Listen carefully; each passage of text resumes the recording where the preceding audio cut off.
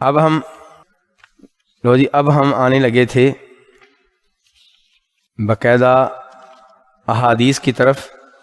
شروع کریں پھر تھوڑا سا پڑھتے ہیں. چلیں اب احادیث کھول سکتے ہیں آپ. جی. بسم الله والصلاة والسلام على رسول الله. قال المؤلف رحمه الله في كتابه بسم الله الرحمن الرحيم. كتاب الإيمان. باب قول النبي صلى الله عليه وسلم بني الإسلام على 5 وهو قول وفعل ويزيد وينقص. قال الله تعالى ليزدادوا إيمانا مع إيمانهم، وقال تعالى وزدناهم هدى، وقال تعالى ويزيد الله الذين اهتدوا هدى، وقال تعالى والذين اهتدوا زادهم هدى وآتاهم تقواهم، وقال تعالى ويزداد الذين آمنوا إيمانا. وقوله أيكم زادته هذه إيمانا، فأما الذين آمنوا فزادتهم إيمانا. وقوله جل ذكره فاخشوهم فزادهم إيمانا. وقوله تعالى وما زادهم إلا إيمانا وتسليما. والحب في الله والبغض في الله من الإيمان. وكتب عمر بن عبد العزيز إلى عدي بن عدي إن للإيمان فرائض وشرائع وحدودا وسننا، فمن استكملها استكمل الإيمان، ومن لم يستكملها لم يستكمل الإيمان. فإن أعش فسأبينها لكم حتى تعلموا بها، وإن أمت فما أنا على صحبتكم بحريص. وقال إبراهيم عليه الصلاة والسلام ولكن ليطمئن قلبي. وقال معاذ اجلس بنا نؤمن ساعة. وقال ابن مسعود اليقين الإيمان كله. وقال ابن عمر لا يبلغ العبد حقيقة التقوى حتى يدع ما حاك في الصدر. وقال مجاهد شرع في قوله تعالى شرع لكم أوصيناك يا محمد وإياه دينا واحدا. وقال ابن عباس في قول جل وعلا شرعة ومنهاجا سبيلا وسنة. آپ جانتے ہیں کہ ہم نے بخاری شریف کے آغاز سے یہ احادیث نہیں لی، بلکہ یہ ہے کتاب الایمان، اور کتاب الایمان سے پہلے بخاری شریف میں کچھ احادیث ہیں جن کا تعلق ہے وحی سے، یعنی کہ باب بدء الوحی. اس سے پہلے امام بخاری وہ احادیث لا چکے ہیں اپنی کتاب میں جن کا نام ہے باب بدء الوحی، کہ وہ احادیث جن سے پتہ چلتا ہے کہ وحی کا آغاز کیسے ہوا، وحی کی کیا اقسام ہیں، وحی کے بارے میں کیا احادیث ہیں. تو یہ امام بخاری پہلے لا چکے ہیں. جبکہ بخاری شریف کی جو پہلی کتاب ہے وہ ہے کتاب الایمان. کتاب پہلی کون سی ہے؟ بخاری شریف کے اندر میں پہلے بھی بتا چکا ہوں بہت سی کتب ہیں، کئی لوگ لیٹ آئے ہیں. کتاب الایمان ہے، کتاب العلم ہے، کتاب الطہارہ ہے، کتاب الصلاۃ ہے، کتاب الصیام ہے، یعنی کہ روزوں کے بارے میں احادیث، نماز کے بارے میں احادیث، طہارت الوضو کے بارے میں احادیث، علم کے بارے میں احادیث، ایمان کے بارے میں احادیث. ایسی بہت سی کتب ہیں بخاری شریف کے اندر. بخاری شریف ایک سمندر ہے اور اس کے اندر وہ کتاب ہے، کتاب کے اندر کئی کتابیں ہیں. تو امام بخاری نے پہلی کتاب جو لائی ہے وہ کتاب الایمان ہے، لیکن اس سے پہلے وحی کے بارے میں احادیث لا چکے ہیں. گویا کہ انہوں نے ہمیں یہ پیغام دیا ہے کہ دین سارے کا سارا وہ ہے جو وحی کے ذریعے ملے، وہ وحی قرآن کی شکل میں ہو یا وہ وحی احادیث کی شکل میں ہو. دین وہی ہے جو وحی کے ذریعے ملا، جو وحی کے ذریعے نہیں ہے وہ دین نہیں ہے. تو دین کو وحی کے ذریعے ثابت ہونا چاہیے. اس کے بعد امام بخاری کتاب الایمان لے کر آئے ہیں، اور کتاب الایمان لا کر ہمیں یہ پیغام دیا ہے کہ ایمان نہیں ہے تو کسی عمل کا کوئی فائدہ نہیں ہے. آپ کو معلوم ہوگا کہ نبی علیہ الصلوۃ والسلام کی کئی ایک احادیث سے پتہ چلتا ہے کہ آپ کے زمانے میں کئی لوگوں نے نیکیاں کیں لیکن ایمان قبول نہیں کیا تو انہیں کامیابی نہیں ملی، وہ جنت نہیں لے سکے، وہ جہنم کی آگ سے نہیں بچ سکے. آپ حاتم طائی کو لے لیں، کتنا بڑا سخی تھا، لوگوں پہ خوب خرچ کیا کرتا تھا، لیکن اس کو بھی ان چیزوں کا کوئی فائدہ نہیں ہوگا۔ ایسے ہی مسلم شریف کی حدیث ہے کہ جناب عائشہ رضی اللہ تعالی عنہا نے ایک بار سوال کیا تھا کہ اللہ کے رسول، فلاں آدمی بڑا خرچ کیا کرتا تھا، بیواؤں کا خیال رکھتا تھا، مسکینوں کا خیال رکھتا تھا، صلہ رحمی کیا کرتا تھا، فہل ينفعہ ذاک، تو کیا یہ نیکیاں اس کو فائدہ دیں گی؟ آپ نے فرمایا تھا لا، بالکل نہیں۔ تو ایمان نہیں ہے تو کوئی نیکی نہیں ہے۔ اور ایمان اتنی بڑی خوبی ہے کہ ایمان لے آئیں تو پھر صورتحال تبدیل ہو جاتی ہے۔ پھر صورتحال یہ ہے کہ حکیم بن حزام پوچھتے ہیں، صحابی کے نام میں لیا حکیم بن حزام، وہ پوچھتے ہیں اللہ کے رسول علیہ الصلوۃ والسلام، بخاری شریف کی حدیث ہے کہ میں مسلمان ہونے سے پہلے صلہ رحمی کیا کرتا تھا، غلام آزاد کیا کرتا تھا، صدقہ خیرات کیا کرتا تھا، کیا مجھے ان کا کوئی فائدہ ہوگا؟ فرمایا تم جب ایمان لائے ہو تو وہ نیکیاں بھی تمہارے نام اعمال میں شامل ہو چکی ہیں۔ ایمان لانے کے بعد، ایمان لانے سے پہلے کی نیکیاں بھی اللہ تعالیٰ آپ کے نام اعمال میں داخل کر دیتے ہیں۔ ایمان نہیں لائیں گے، اسی حالت میں فوت ہو جائیں گے تو جتنے بھی ہاسپٹل بنا لیں، ایمبولینسیں آپ کے نام کی چلتی ہوں، خیر کے آپ ہزاروں کام کرتے ہوں، کوئی فائدہ نہیں ہے۔ تو ایمان ضروری ہے۔ ایمان کے بعد پھر نماز ہے، ایمان کے بعد پھر حج ہے، ایمان کے بعد پھر زکوٰۃ ہے، ایمان کے بعد پھر روزے ہیں۔ تو یہ امام بخاری کی طرف سے بڑا واضح پیغام ہے کتاب الایمان سے آغاز کر کے۔ امام بخاری نے کہا ہے کتاب الایمان، ٹائم ہے جی، ایک ایمان کی لمبی بحث ہوگی آگے۔ چلیے اب یہیں پہ ہم اختتام کرتے ہیں اور انشاءاللہ نماز کے بعد پھر اس موضوع کو مکمل کرتے ہیں۔ نماز کے بعد دل جمی سے تشریف لائیے گا۔ بارک اللہ فیکم۔ الحمدللہ رب العالمین والصلاة والسلام علی سید المرسلین، اما بعد۔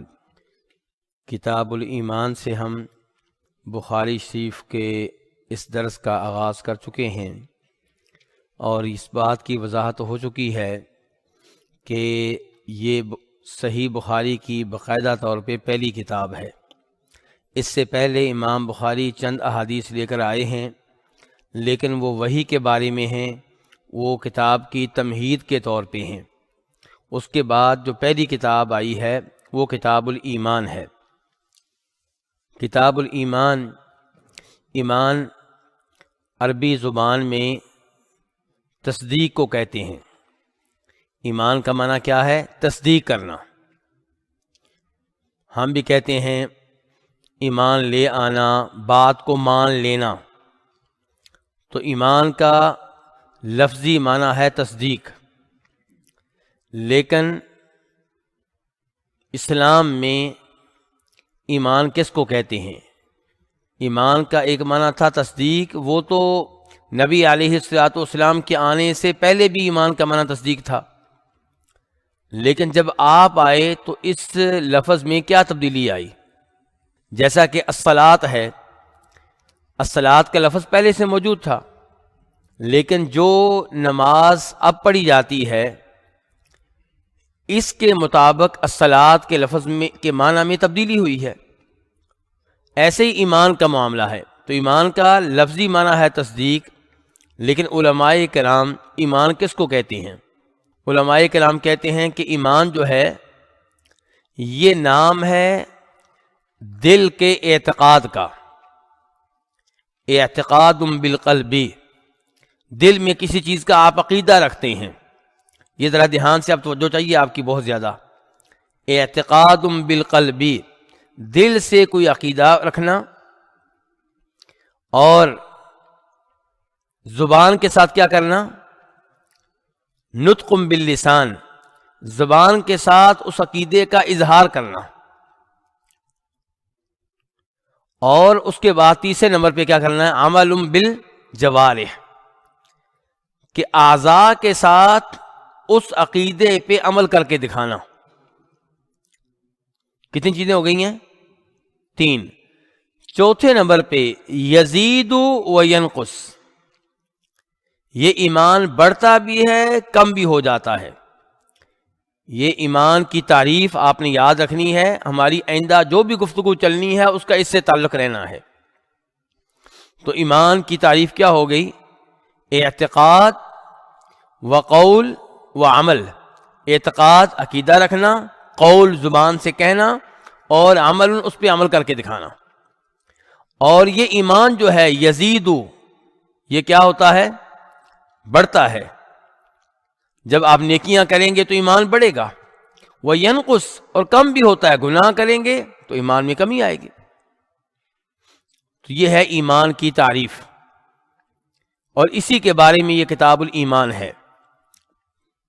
کچھ لوگ جو ہیں وہ اس تعریف کو نہیں مانتے، وہ ایمان کسی اور معنی میں استعمال کرتے ہیں. اس سے امت میں بڑا بگاڑ پیدا ہوا، بڑی خرابیاں پیدا ہوئیں. مسلمان فوجیوں پہ حملے کرنا، مسلمانوں کو بم دھماکے میں اڑا دینا، ان تمام چیزوں کا تعلق ایمان سے ہے. ذرا دھیان سے، یہ کوئی معمولی معاملہ نہیں ہے. جب آپ نے ایمان کی تعریف اور کی تو آپ نے ہر گناہ کرنے والے کو کیا قرار دیا؟ بے ایمان، کافر. پھر آپ نے کہا اس کو اڑا دو، بم دھماکہ کر دو، یہ تو مسلمان ہی نہیں ہے. تو اس لیے میں توجہ دلانا چاہتا ہوں، ایمان بہت ہی قیمتی گفتگو ہے.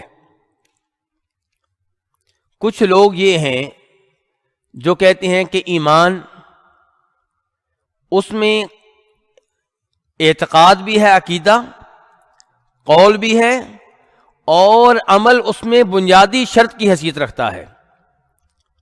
یعنی کہ جو ہی آپ عمل نہیں کریں گے، کوئی گناہ کریں گے تو آپ بے ایمان ہو جائیں گے، آپ ایمان سے نکل جائیں گے. جبکہ صحیح موقف یہ ہے کہ ایمان اس میں عمل ضروری ہے، کوئی شک و شبہ نہیں ہے، لیکن گناہ کرنے سے آپ فوری طور پہ بے ایمان ہو جائیں، بے دین ہو جائیں، کافر ہو جائیں، مسلمان نہ رہیں، یہ موقف صحیح نہیں ہے. ہاں، گناہ کرنے سے ایمان میں کمی آئے گی، ایمان آپ کا کمزور ہو جائے گا، ایمان آپ کا ناقص ہو جائے گا، یہ بات صحیح ہے. ایک آدمی ہے، اس کے ہاتھ کاٹ ڈالے گئے، وہ انسان رہے گا کہ نہیں رہے گا؟ کیوں بیٹا، انسان ہے کہ نہیں؟ وہ جس کے ہاتھ کاٹ دیے انسان نہیں ہے؟ ایسے ہی ہے؟ نہیں بیٹا، وہ انسان ہی ہے. ہاتھ کاٹ دیں وہ کیا ہے؟ انسان ہے. اس کے پاؤں کاٹ دیں وہ پھر بھی کیا ہے؟ انسان ہے. اس کی آنکھیں نکال دیں اب بھی وہ انسان ہے، لیکن کامل انسان ہے کہ ناقص قسم کا؟ ناقص قسم کا، لیکن ہے انسان. البتہ اگر اس کا سر اڑا کے سائڈ پہ کر دیں تو اب وہ انسان نہیں رہا. اس کا دل نکال کے سائڈ پہ پھینک دیں، اب وہ انسان نہیں رہا. اس کے جسم کے دو ٹکڑے کر دیں، ایک ادھر ایک ادھر، اب وہ انسان نہیں رہا. لیکن اس سے پہلے وہ انسان ہے. تو یہی صورتحال ہے اس مسلمان کی جو گناہ کرتا ہے، زنا کرتا ہے، شراب پیتا ہے، بدکاریاں کرتا ہے.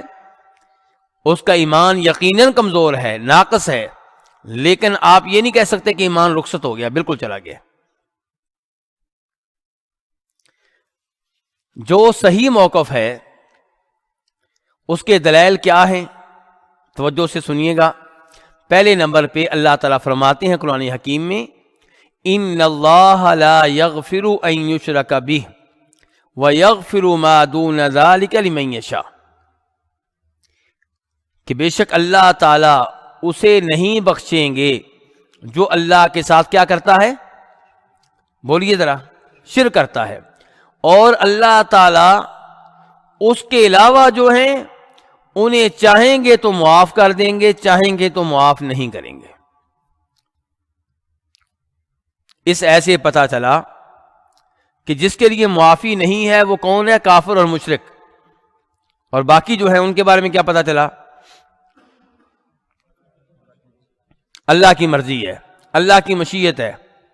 اس کا مطلب یہ ہے کہ وہ مسلمان ہے، پھر کافر نہیں ہے، گنہگار ہے، پاپی ہے، مجرم ہے. سخت لفظ استعمال کر لیں آپ جتنے کرنے ہیں، لیکن کافر نہ کہیں، کافر نہ کہیں اسے. یہ اس ایسے میں پتہ چلا. دوسرے نمبر پہ حدیث قدسی ہے. حدیث قدسی کسے کہتے ہیں؟ جس حدیث میں خود اللہ تعالی بندے سے مخاطب ہوتے ہیں. عام طور پہ حدیث میں مخاطب ہم سے کون ہوتا ہے؟ اللہ کے رسول صلی اللہ علیہ وسلم، محمد رسول اللہ. لیکن جس حدیث میں اللہ تعالیٰ بندے سے مخاطب ہو جائیں اس حدیث کو کہتے ہیں حدیث قدسی. حدیث ہے لیکن نبی کی نہیں، حدیث قدسی اللہ کی. حدیث بات کو کہتے ہیں، ایک ہوتی ہے حدیث نبوی، ایک ہوگی حدیث قدسی. تو حدیث قدسی ہے جسے امام ترمذی رحمہ اللہ روایت کرتے ہیں، اور شیخ البانی رحمہ اللہ نے اسے صحیح قرار دیا ہے کہ یبن آدم لو اتیتنی بقراب الارض خطایا ثم لقیتنی لا تشرک بی شیئا اتیتک بقرابها مغفرہ. اللہ تعالیٰ کہہ رہے ہیں اے آدم کے بیٹے، اگر تم مجھے ملے اس حالت میں کہ تو نے بڑے گناہ کیے ہوں، تیرے گناہوں سے زمین بھر گئی ہو، تیرے گناہوں سے کیا بھر گئی ہو؟ زمین، لیکن میرے ساتھ شرک نہ کیا ہو، میں تیرے گناہوں کے برابر بخشش لے کر آؤں گا، تیرے گناہوں کے برابر مغفرت لے کر آؤں گا. تو اسے کیا پتا چلا؟ کبیرہ گناہ کرنے والا مسلمان ہے کہ ایمان سے خارج ہو چکا؟ مسلمان ہے. تیسرے نمبر پہ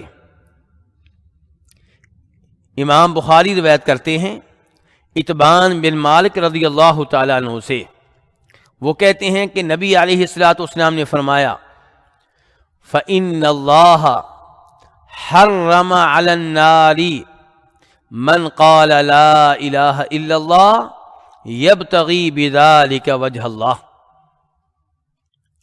کہ اللہ نے اس شخص پہ جہنم کی آگ کو حرام کر دیا ہے جو لا الہ الا اللہ کہے، لیکن شرط یہ ہے کہ لا الہ کہتے ہوئے اللہ کی رضا مد نظر ہو، اللہ کو راضی کرنے کے لیے کہے. اور اس سے یہ بھی پتا چلا کہ لا الہ الا اللہ کہے اس کو پتا ہو میں کیا کہہ رہا ہوں، کیونکہ بہت سے مسلمان لا الہ کہتے ہیں ان کو پتہ ہی نہیں ہوتا ہم کیا کہہ رہے ہیں. لا الہ کر کے آپ کفر و شرک کریں، غیر اللہ کو پکاریں، فوج شدگان کو پکاریں، یہ تو شرک ہو گیا نا. شرک کے لیے معافی نہیں ہے الا یہ کہ فوت ہونے سے پہلے توبہ کر لیں.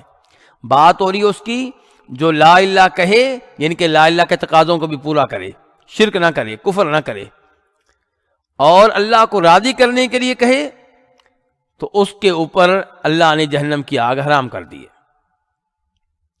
3 دلائل میں دے چکا ہوں اس بارے میں کہ ایک بڑے بڑے گناہ کرنے والا، کبیرہ گناہ کرنے والا بہرحال ایمان کے لحاظ سے جتنا بھی کمزور اور ناقص ہو وہ مسلمان ہے، کافر نہیں ہے.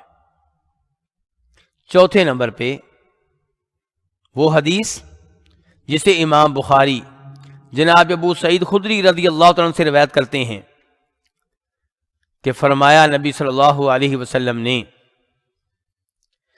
کہ اللہ تعالیٰ فرمائیں گے روز قیامت وعزتی وجلالی وکبریائی وعظمتی لأخرج منها من قال لا الہ الا اللہ، کہ میری عزت کی قسم، یہ کون کہہ رہے ہیں؟ اللہ تعالیٰ. میری کبریائی کی قسم، میری عظمت کی قسم، میرے جلال کی قسم، میں جہنم کی آگ سے ہر اس آدمی کو نکال لوں گا جس نے لا الہ الا اللہ کہا ہے. اور 5ویں نمبر پہ وہ حدیث جس میں نبی علیہ الصلوۃ والسلام یہ فرماتے ہیں کہ جنتی جنت میں چلے جائیں گے، جہنمی جہنم میں چلے جائیں گے، اور پھر اللہ تعالیٰ کہیں گے، توجہ سے میرے بھائیو، اللہ تعالیٰ کیا کہیں گے؟ اخرجو من کان فی قلبہ مثقال حبۃ من خردل من ایمان، کہ جہنم کی آگ سے ہر اس آدمی کو نکال لو جس کے دل میں ایمان ہے چاہے رائی کے دانے کے برابر ہو. کتنا ایمان ہوا؟ یہ فل ایمان ہوا، رائی کے دانے کے برابر. تو اس لیے یہ موقف ہے صحیح موقف، کیا کہ ایمان نام ہے، دل سے تصدیق کرنے کا، دل سے مان لینے کا، زبان سے اقرار کر لینے کا، اور عمل بھی کرنے کا. اور یہ کہ نیکیاں کرنے سے ایمان بڑھتا ہے، گناہ کرنے سے ایمان میں کمی آتی ہے. لیکن اگر کوئی آدمی بڑے گناہ کرتا ہے، کبیرہ گناہ کرتا ہے، تو اس سے ایمان رخصت نہیں ہو جائے گا. وہ مومن ہے، وہ مسلمان ہے، اگرچہ ناقص قسم کا ہے. اس کے مقابلے میں ان لوگوں کا جن کا یہ موقف ہے کہ آپ کبیرہ گناہ کریں گے تو آپ کافر ہو گئے، ان کے دلائل کیا ہیں؟ میں بتا رہا ہوں، یہ سوچ رہی ہے ان لوگوں کے پیچھے جنہوں نے مسلمان ممالک میں بم دھماکے کیے، مسلمان لوگوں پہ حملے کیے، بازاروں میں حملے کیے، مسلمان فوجیوں پہ، پولیس والوں پہ، بے گناہ لوگوں پہ جن سے کوئی دشمنی نہیں تھی، مطلب ہے حملے کیے. ان کے پیچھے یہ ایمان کے بارے میں غلط نظریہ تھا. کیا نظریہ؟ کہ جس نے کبیرہ گناہ کیا وہ کیا ہو گیا؟ بولیے، کافر. یہ عقیدہ جب آپ اپنائیں گے تو بازار میں سارے آپ کو کافر نظر آئیں گے. پھر آپ ہر ایک کو کافر سمجھیں گے. پھر تو آپ نے بم دھماکہ کرنا ہی کرنا ہے، پھر تو آپ گولیاں چلائیں گے. تو اس لیے یہ دلائل جو ہیں ان کا جائزہ لینا ضروری ہے، جن کی وجہ سے کچھ لوگوں نے غلط عقائد اپنا لیے. ان کے دلائل کیا ہیں؟ وہ کہتے ہیں ہمارے دلائل وہ نصوص ہیں، وہ احادیث ہیں جن سے پتہ چلتا ہے کہ گناہ کرنے والا فاسق ہو جاتا ہے، گناہ کرنے والا ظالم ہو جاتا ہے. اور قرآن سے پتہ چلتا ہے کہ فاسق اور ظالم جو ہیں وہ کافر ہیں. کیسے؟ اللہ تعالیٰ فرماتے ہیں قرآن حکیم میں کہ یا ایھا الذین آمنوا ان جاءکم فاسق بنبأ فتبینوا، اے ایمان والو اگر تمہارے پاس کوئی فاسق کوئی خبر لے کر آئے تو خبر پہ یقین نہ کرو، پہلے تحقیق کر لو کہ خبر سچی ہے یا جھوٹی ہے. یہاں پہ فاسق کس کو کہا گیا؟ جھوٹ بولنے والے کو. اس آیت میں فاسق کس کو کہا گیا ہے؟ آپ کی توجہ ہٹ رہی ہے شاید. فاسق کس کو کہا گیا ہے؟ جھوٹ بولنے والے کو فاسق کہا گیا یہاں پہ. اور دیگر نصوص میں گناہ کرنے والے کو ظالم بھی کہا گیا. مثال کے طور پہ ان الذین یأکلون اموال الیتامی ظلما انما یأکلون فی بطونہم نارا، جو یتیموں کا مال ناجائز طور پہ کھاتے ہیں، یعنی کہ ظلم کر کے کھاتے ہیں، وہ اپنے پیٹ میں یتیم کا مال نہیں ڈال رہے بلکہ جہنم کی آگ ڈال رہے ہیں، اور روز قیامت جہنم کی آگ میں داخل ہوں گے. اس ایسے پتہ چلا کہ یتیم کا مال کھانے والا ظالم ہے. ادھر سے پتہ چلا تھا کہ جھوٹ بولنے والا کیا ہے جی؟ فاسق ہے. ادھر پتہ چلا یتیم کا مال کھانے والا کیا ہے؟ ظالم ہے. اور اللہ تعالیٰ فرماتے ہیں قرآن حکیم میں سورہ بقرہ میں والکافرون هم الظالمون، کافر کیا ہیں؟ وہ ظالم ہیں. کافر کیا ہے؟ وہ ظالم ہے. تو اس سے پتہ چلا کہ فاسق اور ظالم جو ہے یہ تو کافر ہوتے ہیں. تو اگر ہم یہ کہتے ہیں کہ کبیرہ گناہ کرنے والا مومن نہیں رہا تو ہم نے کون سی غلطی کی؟ یہ تو قرآن سے ثابت ہو گیا. دوسرے نمبر پہ وہ کہتے ہیں کہ یہ آپ بھی مانتے ہیں کہ ایمان نام ہے 3 چیزوں کا: دل کی تصدیق کا، زبان سے اقرار کا، اور اپنے اعضاء ہاتھ پاؤں زبان کان کے ساتھ عمل کرنے کا. اب جو عمل نہ کرے، جو کبیرہ گناہ کرے، وہ بے عمل ہوا، اور بے عمل جو ہے بے ایمان ہوا.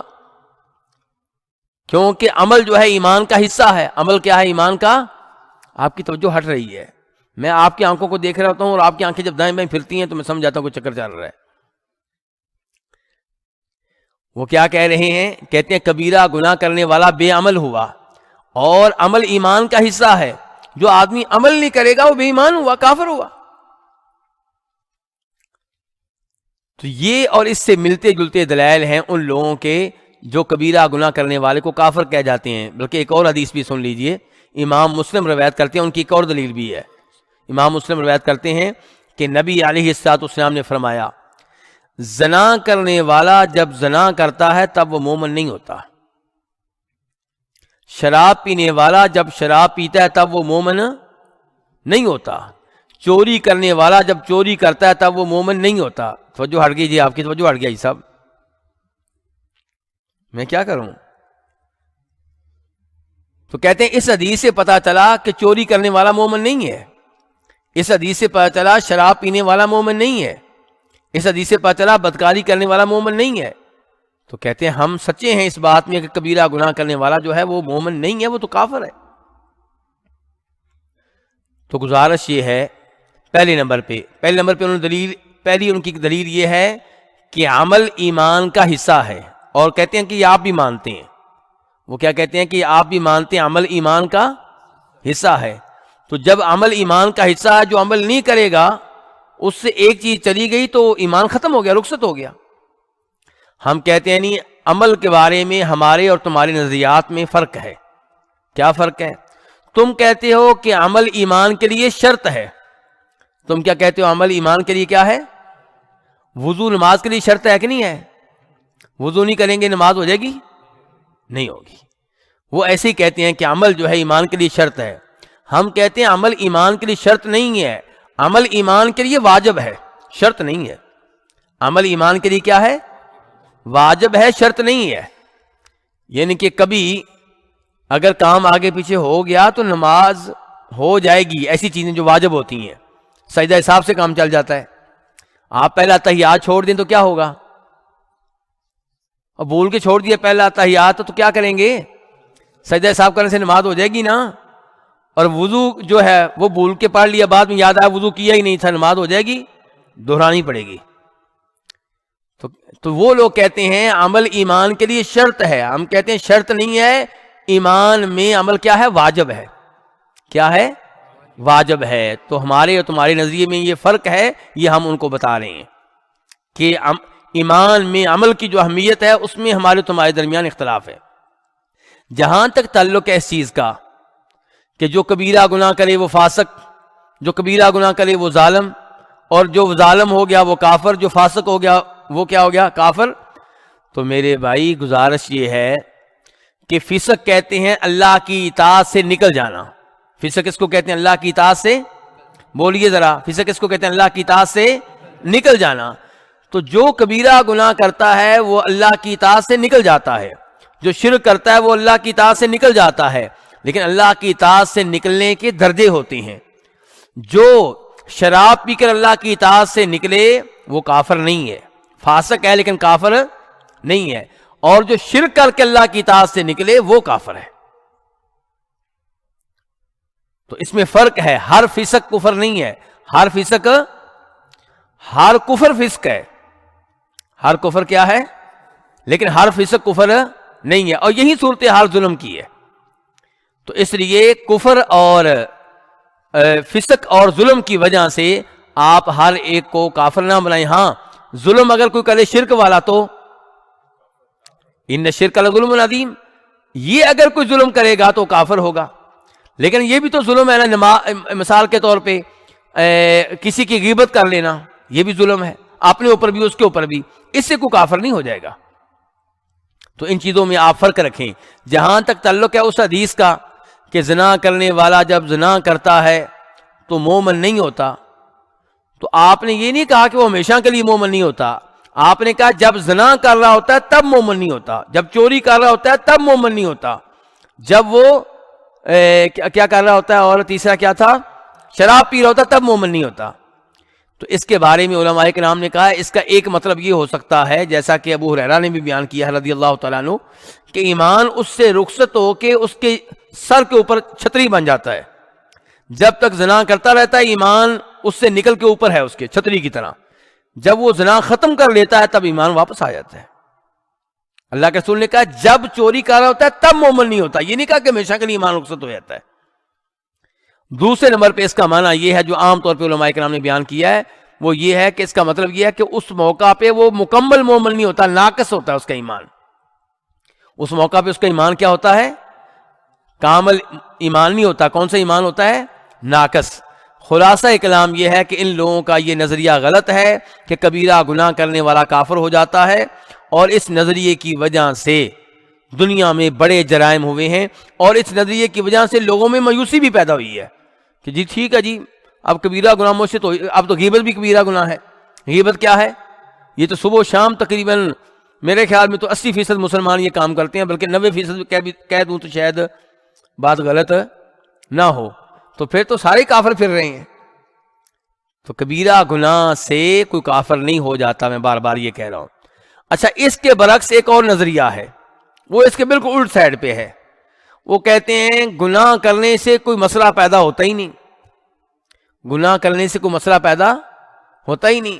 پکا مومن ہے آپ، پکے مومن ہیں، پکے، کوئی ناقص بھی نہیں، پکے مومن، کامل ایمان ہے آپ کا. جتنے بھی گناہ کر لیں، گناہ آپ کے ایمان کو نقصان نہیں پہنچائے گا. ان لوگوں نے بھی جرم کیا ہے. ان لوگوں کی وجہ سے لوگوں کو جرائم کرنے کی ترغیب ملی ہے کہ آپ جتنے بھی گناہ کر لیں کوئی مسئلہ ہی نہیں، آپ پکے سچے مومن ہیں. اور یہ وہ لوگ ہیں جن کا عقیدہ ہے کہ ایمان برابر ہے سب کا اور ایک ہی لیول ہے اس کا. اور پھر یہ بھی کہتے ہیں کہ جبریل اسلام کا ایمان اور ہمارا ایمان برابر، نبیوں کا ہمارا ایمان برابر، ابو بکر صدیق کا اور ہمارا ایمان برابر. یہ نظریہ غلط ہے. صحیح بات یہ ہے کہ ایمان جو ہے عمل کی وجہ سے کبھی بڑھے گا کبھی کم ہوگا. تصدیق کی وجہ سے بھی تصدیق کا لیول ہمیشہ ایک نہیں ہوتا. تصدیق کا لیول ہمیشہ، بولیے، آپ لوگوں کے ایمان کا لیول جو رمضان کی آخری 10 راتوں میں ہوتا ہے، کیا عام راتوں میں وہی ہوتا ہے؟ بولیے جی صاحب. طواف کرتے ہوئے جو ایمان کا آپ کا لیول ہوتا ہے یہ وہی ہوتا ہے جو نعوذ باللہ چوری کرتے ہوئے، شراب پیتے ہوئے ہوتا ہے؟ بالکل نہیں. تو یہ تو ہر عقل مند آدمی جانتا ہے. اور پھر چونکہ ایمان بڑھتا ہے کم ہوتا ہے، درجات اس کے مختلف ہیں، تو اس لیے ایک انسان کا ایمان دوسرے سے مختلف ہوتا ہے. آپ ایک حدیث سنیے، بخاری شریف کی حدیث ہے، مسلم میں بھی آئی ہے، کہ نبی علیہ الصلوۃ والسلام نے ارشاد فرمایا ایک آدمی اپنی گائے لے کر جا رہا تھا. کیا لے کر جا رہا تھا بیٹا؟ کیا لے کر جا رہا تھا؟ گائے. وہ تھک گیا تو گائے کے اوپر سوار ہو گیا. گائے نے منہ تھوڑا سا پیچھے کر کے اس کی طرف جھانکتے ہوئے اس کو مخاطب کرتے ہوئے کہا کہ ہم گائیوں کو سواری کے لیے اللہ نے پیدا نہیں کیا، ہمیں اللہ نے پیدا کیا ہے کھیتی باڑی کے لیے. یہ کون کہہ رہی بیٹا؟ گائے. کس سے کہہ رہی ہے؟ انسان سے. صحابہ کرام نے سن کے کیا کہا؟ سبحان اللہ، بقرۃ تتکلم. سبحان اللہ عربی کب کہتے ہیں؟ حیرانگی کے موقع پہ، تعجب کے موقع پہ، جب کوئی بات عجیب لگے، جس پہ جلدی یقین نہ آئے، فوری طور پہ یقین نہ آئے. کہا سبحان اللہ، بقرۃ تتکلم. عجیب بات، گائے کلام کر رہی تھی، گائے گفتگو کر رہی تھی. تو اس موقع پہ نبی علیہ الصلوۃ والسلام نے فرمایا فإنی آمنت بہ انا و ابو بکر و عمر، کہ اس بات کے اوپر میرا بھی ایمان ہے، ابو بکر کا بھی ایمان ہے، عمر کا بھی ایمان ہے. اور جب یہ الفاظ آپ نے کہے تب مجلس میں ابو بکر و عمر موجود نہیں تھے رضی اللہ تعالی عنہما. یہ روایت میں نے کیوں آپ کے سامنے رکھی ہے؟ اس سے پتا چلا کہ ایمان کا جو درجہ اللہ کے رسول کا ہے، ابو بکر کا ہے، عمر کا، دوسرے لوگوں کا، وہ درجہ فرق ہو گیا کہ نہیں ہو گیا؟ یہ کہنا کہ جبریل اسلام کا ایمان اور ہمارا ایمان برابر ہے، غلط ہے.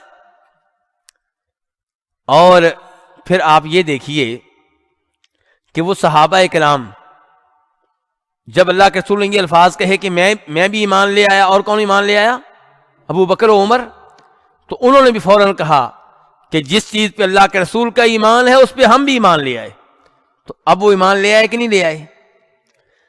تو ایمان لانے سے پہلے جب سبحان اللہ کہہ رہے تھے اس وقت سبحان اللہ کہنے کے بعد ایمان کا لیول ایک تھا جی؟ کیوں جی؟ ایمان کا لیول ایک نہیں تھا. تو ایمان بڑھتا ہے کم ہوتا ہے، جب گناہ کریں گے کم ہو رہا ہوگا، جب نیکی کریں گے ایمان بڑھ رہا ہوگا۔